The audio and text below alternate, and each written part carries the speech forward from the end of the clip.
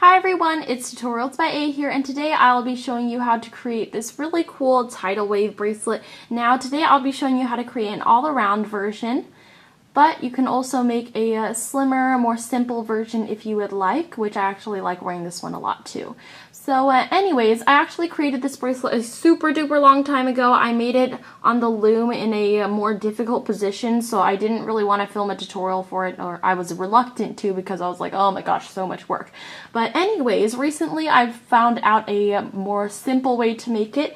It's still a little bit difficult, but it's more simple than the previous way. And just to let you guys know, I created this, or I took my first picture of it on March 12th, and actually this is the bracelet that I took the picture of. So yeah, that's how long I've been holding off on this tutorial because I've been so lazy. But anyways, it is finally up. By the way, this is March 12th, 2014. So anyways, I've also created a fishtail version of this bracelet. So this is basically what it looks like. At the time of filming, I don't have a tutorial for this up yet, but let me know down in the comments if you do want a tutorial, and I will link it in the description box as soon as I make one, if I do happen to make one. And yeah, so anyways, don't forget to give this video a big thumbs up, just if you already love this bracelet. That's what I always say. So anyways, now without further ado, let's get started. So today you will need any type of loom. I highly recommend using a very good quality loom for this bracelet since there will be a lot of tension on your loom. You'll also need a hook. I highly recommend, again, using a high quality product as your hook, such as a Rainbow Loom metal tipped hook. This hook is a lot stronger than the plastic hooks, and I think that the plastic hook may break during this bracelet because there's a whole lot of tension. You'll also need high quality bands. Again, there's a lot of tension on the things you'll be using today, so just so that you make sure that your bands don't break, you'll want to use high quality bands. Today I'll be using Rainbow Loom brand bands, which should not give any problems at all. I'll be using jelly bands, and basically in all the colors except for navy blue and ocean blue, and then I'll also be using white. You will also need one C-clip to close the bracelet together. All in all, for the inside colors, that will be kind of the swirly colors on the inside. This is the smaller bracelet. Here's the fuller size bracelets here. You will need 44 bands for the inside about, and then you will need 27 bands for the outside. And if your wrist is bigger and you need more bands to make the bracelet bigger, you may need a few more bands of the outer color. So anyways, all my supplies here today are from rainbowloom.com, and now without further ado, let's get started. So we're going to start off with our loom's arrows pointing down, and we're going to start at the top of our loom. So you're going to take whatever color you want for the border, and we're going to create a single chain starting at the top, and you're just going to go in a zigzag using single bands. So you're just going to go ahead and continue making this zigzag all the way down to the bottom of your loom.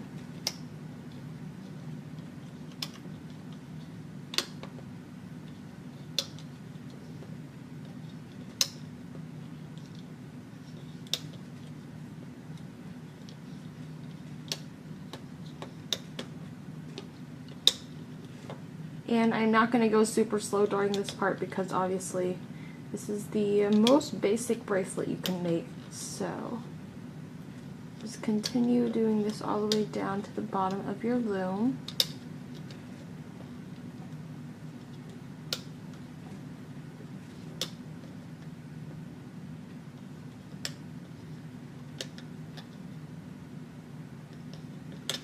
Oh goodness, that one flung.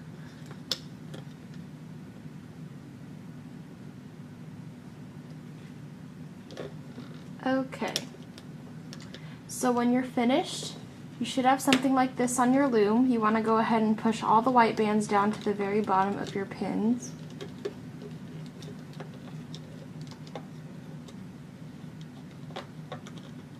Just like that. And then now we can go ahead and add on the twisty bands that go in the middle. So at this point there will be a lot of bands on your pins when we're finished, so just be aware of that. You're going to take double bands for each time we do this of your first color, and then we're going to put across these two pins here, and then we're going to twist it in the middle so that way you get something like this. Two bands here, and then you can push those down.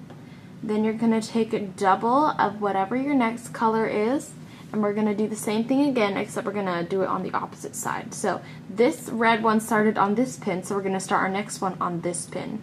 So this pin diagonally here, then you're going to stretch it downwards and twist it across the next pins here. So you should get something like this. I'll zoom in a little bit so you can see. So you should have something like this now. Now we're going to do our next one. The orange one started on this top pin here, so we're going to start our yellow one on the next pin here.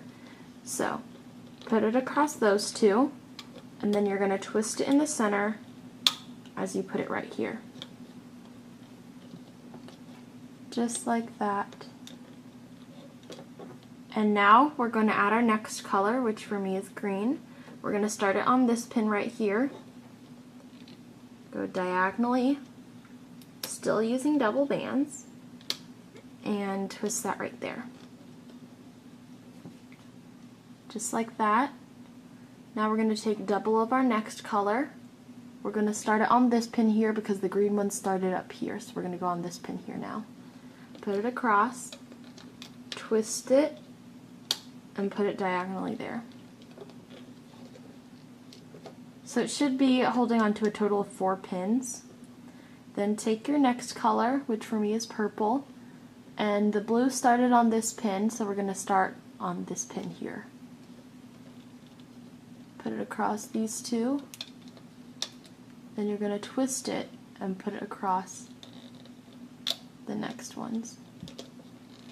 Just like that. And so now you know what I mean by there's going to be a lot of bands on each pin. And then you're going to grab your next two, and the purple started up here, so we're going to start right here. Put it across the top two, twist it, and then put it across the next bottom two here. And then we're going to continue again with our red band on this top pin here, twist it, and put it across right here. Just like that. And then you're going to take your next colors, start it on this pin here, twist it, and put it here. So again with your next color,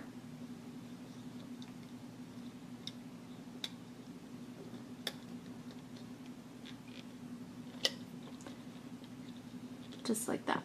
And if you happen to don't twist it in the center, you're going to get kind of like a really long, this is the fishtail one, sorry. You're going to get a really long stretched band, and it's not going to have the whole tidal wave effect, it's just going to be straight. So that's kind of a variation you can do of this bracelet. So next here, and twist. And then add your next one here. A little trick to remembering where your next band goes is, as you can see, the blue is holding on to these 4 pins, and you're going to count this one as the very top one. You're going to go on to the second most top pin for your next one.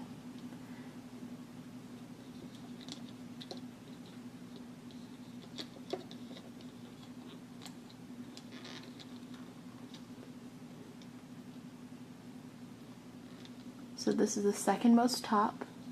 Put it diagonally, and then be sure to twist it like that.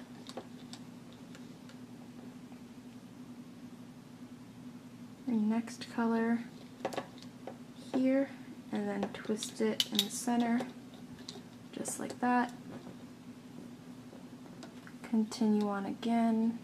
This is the second most top one right here.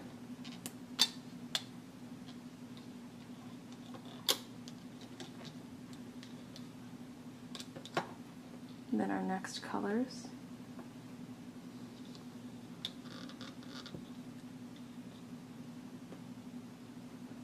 Still using double bands for the whole entire thing.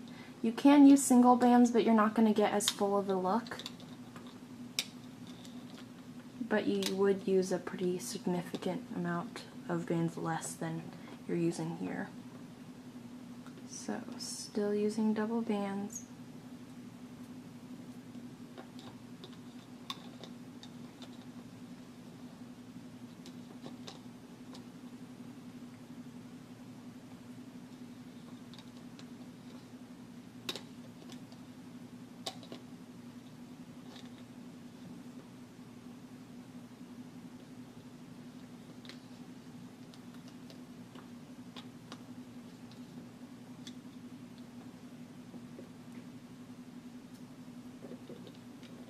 And we are almost done. And then our last one goes right here, just like that. So your last one should be touching these four, and I know there are not going to be any more layers that are going to layer on top of these pins here, but that's totally fine. So let me just give you a quick run through of what my loom looks like.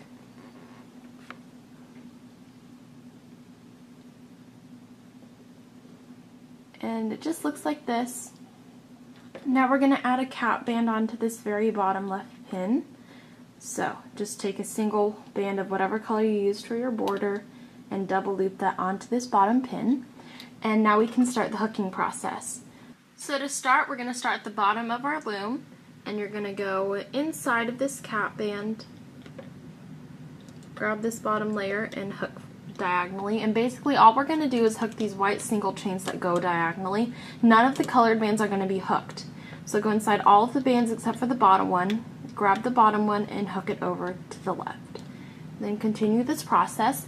Now as you move up the pins, it's going to be harder to get this band right here to come off and slip, so that way you get this both ends kind of connected here. So don't worry about that, you're just going to leave it like that. And continue hooking. Is just because there's a ton of tension on the bands, so it's really hard for it to slip through and come back up here, so that way they meet together like that. So don't worry about that, just hook normally, leave it as it is. If you try to pull it, it's going to either stretch out the band or even break it, so just be careful during this hooking process. So you're just going to continue this all the way down to the end of your loom and just continue hooking.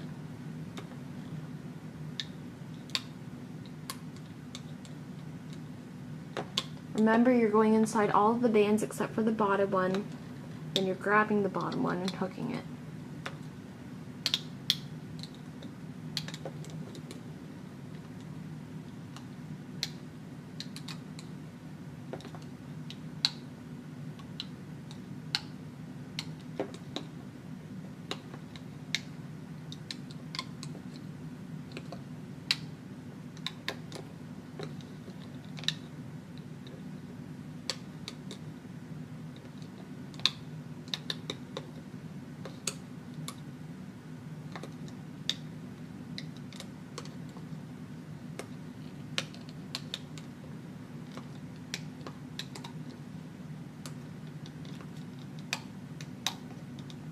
Be sure to just take your time, you don't want any bands breaking on you.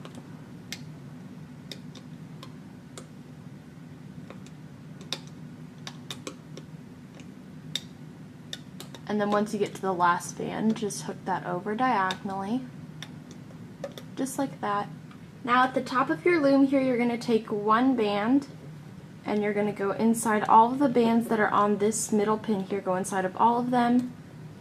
Grab this white band that's right here and hook that over here, so that way you've got a single chain link holding onto all the bands here. Then we're going to remove everything from our loom starting at the bottom, and you want to use your hook to do this because it's more gentle, and you definitely don't want to break your bands at this point if you haven't already. So just continue this, and I'm actually not going to fast forward this part today just because it doesn't really take that long, and also I'm using my hook and talking at the same time, so you know. So,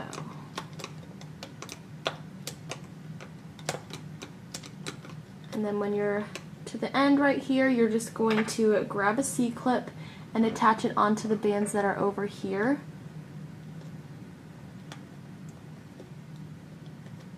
And then once you make sure that the C-clip is holding onto those, you can pull everything off. And you should get something crazy like this, but that's okay. Just give it a couple tugs and it should even out most of the bracelet. Like this. And then if you have some bands that are tucked inside, you just want to pull those outwards. Give everything a tug to make sure it's all even and nice. And then you can add both ends together. Make sure the bracelet isn't twisted when you're doing this. Like, oh goodness, almost. like this, and now we are completely finished. So anyways, that is how you make the tidal wave bracelet. I especially love the smaller version. It's a very simple bracelet and it's not too thick. So if you're going for a thinner look, then you should definitely try this one out. And yeah, so don't forget to give this video a big thumbs up if it helped you out, and also leave me a comment below if you would like a tutorial on the fishtail version. The fishtail version is significantly more difficult, but if you guys want a tutorial, then I will definitely try my best to make one. And this one actually, like I said in the beginning, was a lot more difficult on the loom until I changed up some stuff. So that's why I held off on the tutorial for so long, because it's been waiting since like March. So anyways, don't forget to give this video a big thumbs up if it helped you out, and also hit the subscribe button down below if you haven't already. And find me on all my social media sites linked down in the description box below. Thank you all so much for watching this video, and I will see you in my next tutorial. Bye!